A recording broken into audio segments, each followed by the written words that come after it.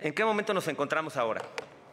Somos un órgano desconcentrado administrativo surgido por decreto presidencial el 23 de julio del 2014. El decreto de creación tuvo como finalidad, insisto, concentrar el esfuerzo de muchos en una sola institución que, sin embargo, se quedó a medias. Se quedó a medias porque no hemos podido ser el punto de equilibrio que defina, hace un momento lo decían también, el desarrollo o las políticas del desarrollo tecnológico en nuestro país. Aún no somos esa institución que haya podido lograr eso. Tenemos una presencia importantísima en nuestras regiones, eso es innegable. Sin embargo, ¿cuán fuertes podríamos ser si todo el país, si toda América Latina nos reconociera a todos como partes o como integrantes de una sola institución, que nuestros esfuerzos fueran dirigidos hacia el mismo escenario? Pero ¿por qué no hemos logrado eso a pesar de tener la matrícula más grande del país? Insisto, muchos son los factores. Uno de ellos, recalco, el traje que tenemos puesto. No podemos aspirar a participar, por ejemplo, en una competencia deportiva si lo hacemos sin el equipamiento adecuado. En ese contexto, pues no podemos trabajar como la institución educativa que queremos si no tenemos la estructura jurídica que es deseable. Este órgano desconcentrado que no se ha consolidado no cuenta en este momento con una personalidad jurídica y un patrimonio propio. Para propósitos prácticos seguimos siendo una dirección general más de la Secretaría de Educación Pública. Eso no es necesariamente malo, desde luego. Eso nos ha permitido crecer y consolidarnos y hemos hecho demasiado con muy poco. Cuando hablo demasiado con muy poco, los números son crudos. Tenemos un subsidio federal limitadísimo que prácticamente se destina en un 90% al pago de nómina. Y entonces tenemos que subsistir con otro tipo de recursos, los recursos no presupuestales, que están ahí, pero que no están en términos jurídicamente correctos, pero que sin embargo nos permiten a la mayoría de nosotros cumplir con todas nuestras obligaciones y con las necesidades que tiene nuestra comunidad. Hasta el año próximo pasado seguíamos contando con una misma pagaduría, es decir, formábamos parte de la nómina de la Secretaría de Educación Pública. Eso no es malo tampoco, sin embargo no nos permite agilizar o eficientar el manejo de nuestros propios recursos. Calculamos que anualmente del subsidio federal que recibimos hay un ahorro aproximado de 2.000 o 2.500 millones de pesos que el Tecnológico Nacional de México no ve. Y no ve porque no lo administra, no lo puede ver porque al final no es suyo, no tenemos un patrimonio. El recurso es de la Secretaría de Educación Pública y seguramente se le da un buen destino, pero quisiéramos ser los titulares del destino de ese recurso para utilizarlo en beneficio de nuestros estudiantes.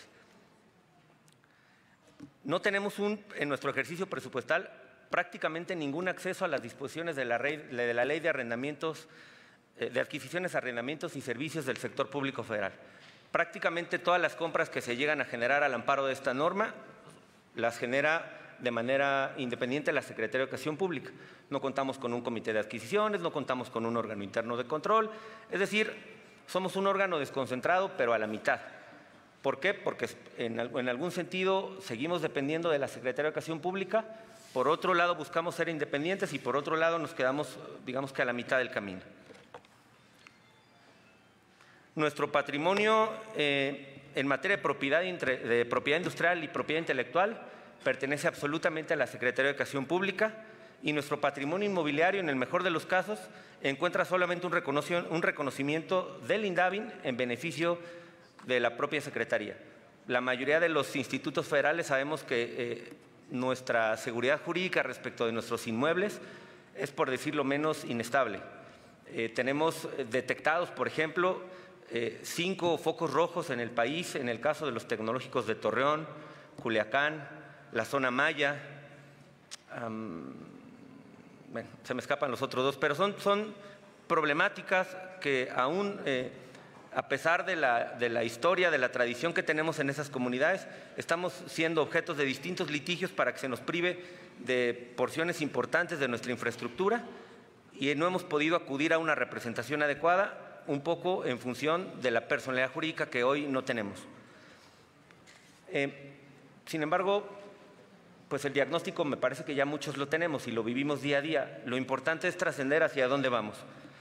El proyecto que ha sido formalmente presentado al subsecretario de Educación Superior para su validación nos indica que ha iniciado la ruta formal para aprobación de un proyecto de ley orgánica.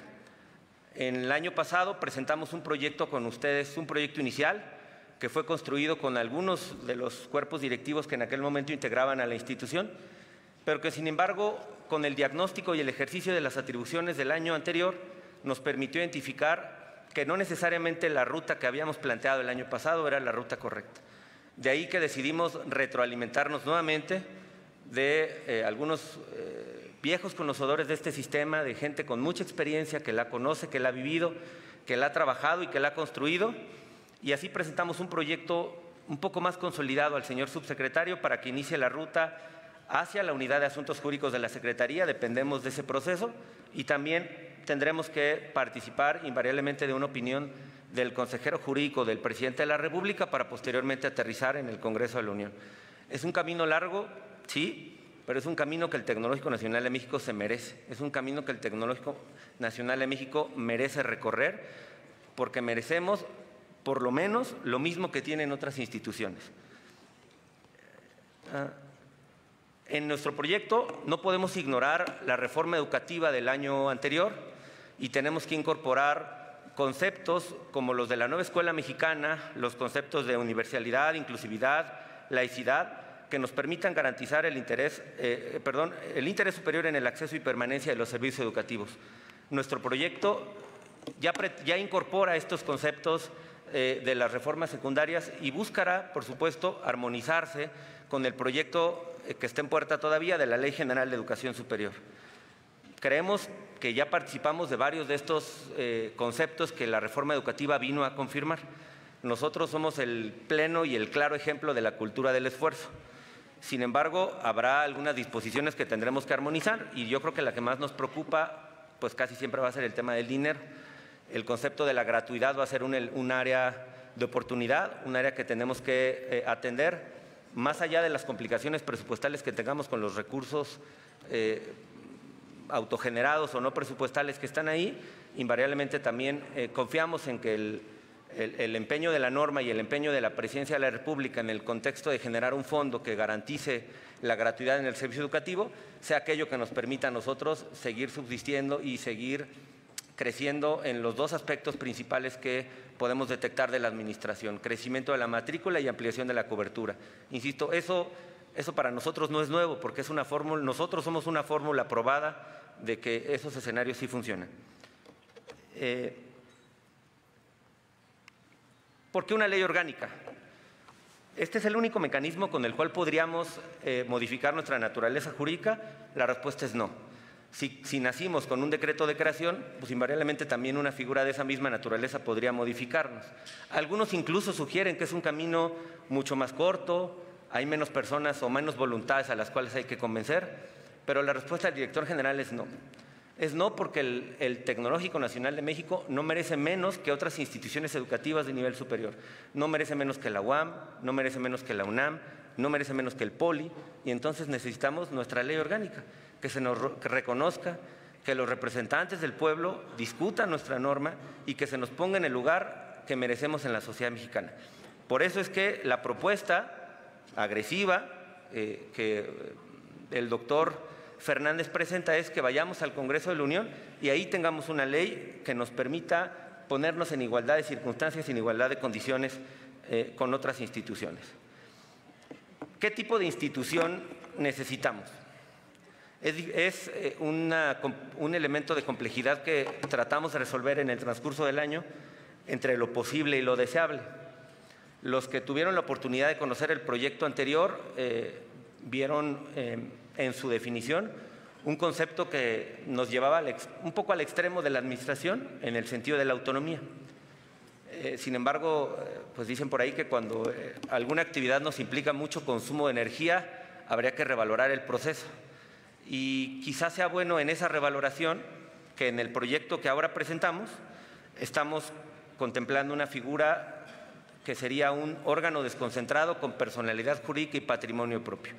Algo muy similar a lo que existe con el Politécnico Nacional, pero mejorado, porque el Poli tiene su naturaleza jurídica radicada en un reglamento interno y el tecnológico lo tendría en una ley orgánica, un instrumento de mayor jerarquía jurídica. Podríamos hacer una similitud entre nuestra naturaleza jurídica ya como desconcentrado con el SAT, por ejemplo, como la Comisión Nacional Bancaria y de Valores. Es decir, en el escenario mexicano de la administración pública hay muchas instituciones que tienen esta misma figura a la que nosotros aspiramos. Estamos convencidos que esta Ley Orgánica del Tecnológico Nacional de México, que pronto será sometida a consideración de todos ustedes y de toda la comunidad, insisto, ya recoge muchas opiniones de varios de nosotros, opiniones, por supuesto, de la Subsecretaría de Educación Superior, opiniones de la Asociación Nacional de Universidades e Instituciones de Educación Superior, con la intención de alimentarla, pero había que tener un primer saque, ¿no? Había que generar un instrumento bien armado, bien estructurado, que pudiera ser materia de discusión y posteriormente de difusión y de alimentación o retroalimentación de toda la comunidad. Les decía yo que la intención de pasar por el Congreso es que tengamos un carácter de certeza y de permanencia en las disposiciones que va a contener la norma. Esta nueva naturaleza jurídica que estamos planteando va a permitirnos mantener la estrecha relación con la Secretaría de Educación Pública, por supuesto, pero también nos va a dotar de la posibilidad de hacernos responsables de manera absoluta de nuestros derechos y también de nuestras obligaciones. Vamos a poder o aspiramos a tener capacidades de autodeterminación, de autorregulación interna, que nos permita procesar las demandas educativas de la nueva escuela mexicana y de las necesidades educativas que tiene el país. Esta estructura nos va a permitir definir nuestro orden jurídico, nuestro funcionamiento interno, nuestros tipos de autoridad y generar un impulso en el desarrollo institucional. Estamos creando una nueva estructura para el Tecnológico Nacional de México. Es un absurdo que hoy una comunidad de 630,000 estudiantes sea atendido por una estructura orgánica central de 20 personas. No es concebible y seguramente algún hierro debe haber en ese proceso. Hay que reorganizarlo, hay que darle a la institución el lugar que merece. Parte de acudir a un contexto de ley orgánica también nos va a generar una identidad propia, armonizada con los esfuerzos que ya tenemos, ¿no? Nuestra comunidad nos reconoce en Ciudad Juárez, en Tijuana, en Comitancillo, en Morelia, pero todavía no podemos empatar como que ese tecnológico forma parte de un tecnológico más grande y que somos parte de una gran institución. Creemos que la ley nos debe permitir consolidarnos de manera general y permanente. Les comentaba que este proyecto está ya en la ruta del análisis del proceso que debe recorrer además de ampliar la estructura de la institución y dotarla de nuevas atribuciones, hemos creado órganos colegiados que asumimos y aspiramos que pueden democratizar el sentido de las decisiones de la institución. Una institución educativa no necesariamente se debe regir o se debe regular al amparo de decisiones verticales. Creemos que debe haber una regulación ordenada en función del equilibrio de la administración. Y para eso hemos creado básicamente 3 figuras interesantes. La Junta de Gobierno, el Consejo Tecnológico como máximo órgano de gobierno de la institución y consejos regionales que estarán integrados a partir de 8 regiones en las que hemos dividido el país.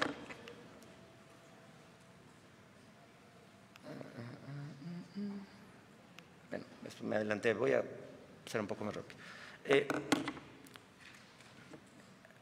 Las generalidades del proyecto de la ley orgánica están a la vista.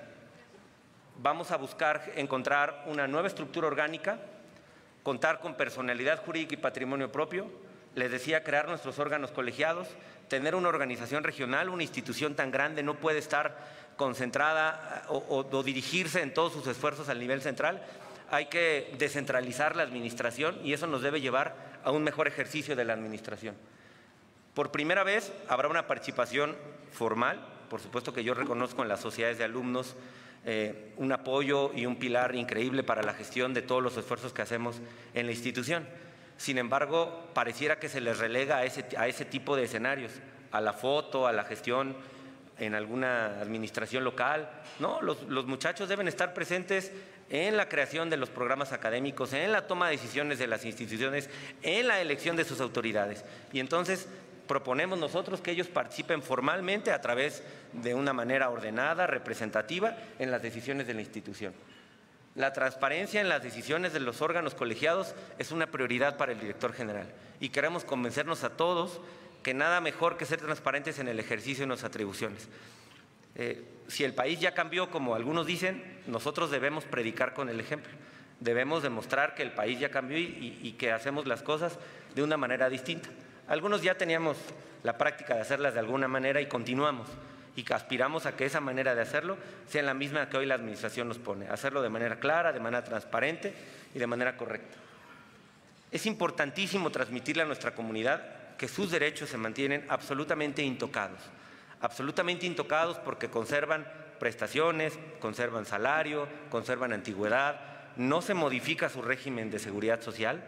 Eso aspiramos a que nuestra comunidad le represente no nada más tranquilidad, sino un elemento que le permita sumarse al proyecto, que le permita decir, estoy de acuerdo en que el Tecnológico Nacional de México, que me ha dado mucho bueno, en mi caso, mucho de lo poco que tengo, que me permita concretar hacia adelante en el escenario.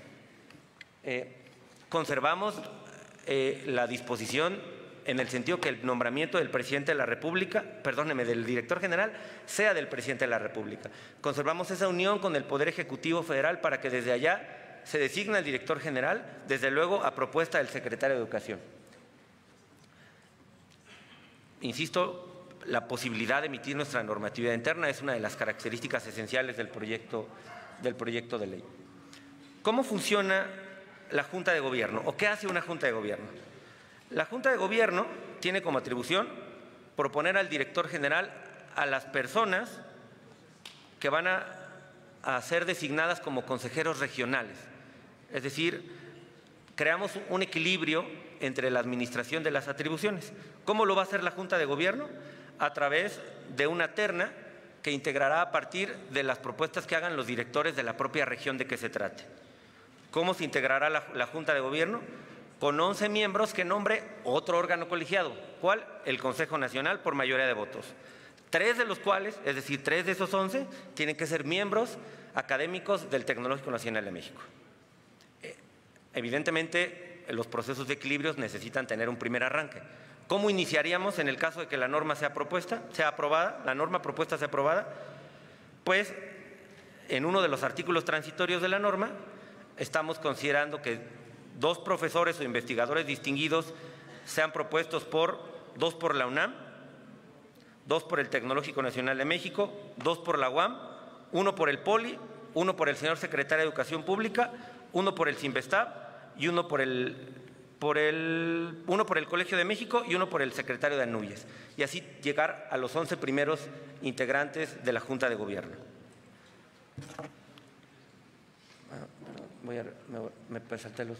Para ser miembro de la Junta se requerirá ser mexicano, tener más de 30 años de edad, licenciatura, experiencia académica y ser una persona honorable con prestigio profesional. Confiamos en el primer saque de los funcionarios que acabamos de mencionar.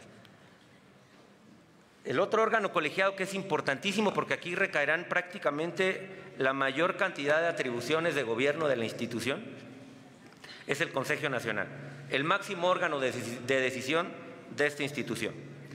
A este órgano le corresponderá expedir todas y cada una de las normas y disposiciones reglamentarias que aspiramos nos regulen.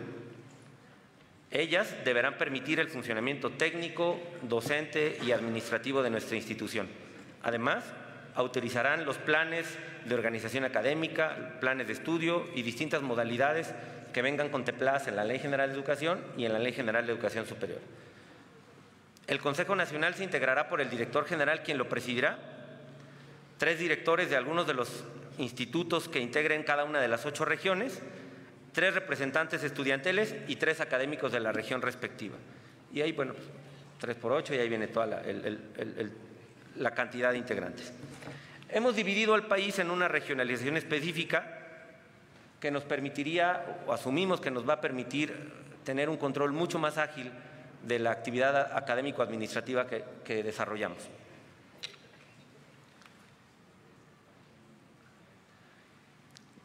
Concluido el proceso de aprobación de la ley orgánica, el director general nos ha instruido a generar grupos de trabajo que nos permitan crear la legislación secundaria.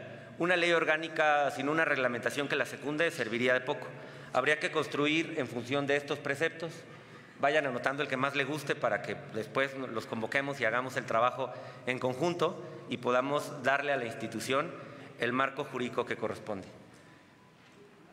Básicamente, nuestra ley busca esto: facultad de regulación, autoorganización académica, gestión administrativa, personalidad jurídica y patrimonio propio. Por mi parte es todo. Muchas gracias. Buen día.